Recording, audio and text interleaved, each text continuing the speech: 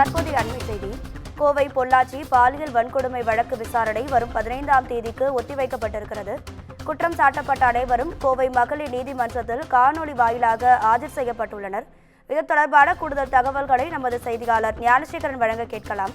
ஞானசேகரன், வணக்கம். உங்க விரிவான தகவல்களை சொல்லுங்க. வணக்கம் ராதிகா.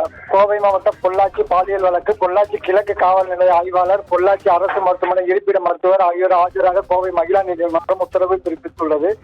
இருதரப்பில் 2 சாட்சிகள் விசாரணை செய்ய கோரி தாக்கல் செய்யப்பட்ட மனு மீதான உத்தரவு பிறப்பிக்கப்பட்டுள்ளது.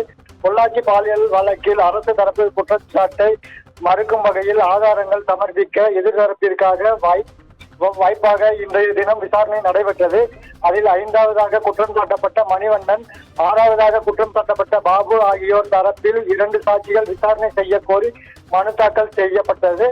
பொள்ளாச்சி பாலியல் வழக்குடன் தொடர்புடைய அடிதடி வழக்கின் முதல் தகவல் அறிக்கை மற்றும் மருத்துவமனையின் அறிக்கை தொடர்பாக சம்பந்தப்பட்ட அலுவலர்களை விசாரிக்க வேண்டும் என குற்றம் சாட்டப்பட்ட 2 தரப்பில் தாக்கல் செய்யப்பட்ட மனு மீது பொள்ளாச்சி கிழக்கு காவல் நிலைய ஆய்வாளர் மற்றும் பொள்ளாச்சி அரசு மருத்துவமனை இருப்பிட மருத்துவ அலுவலர் சம்பந்தப்பட்ட அடிதடி வழக்கின் ஆவணங்களை ஆஜராகி தாக்கல் செய்ய நீதிமன்றம் உத்தரவு பிறப்பித்துள்ளது. ராதிகா, உங்க தகவல்களுக்கு நன்றி ஞானசேகரன்.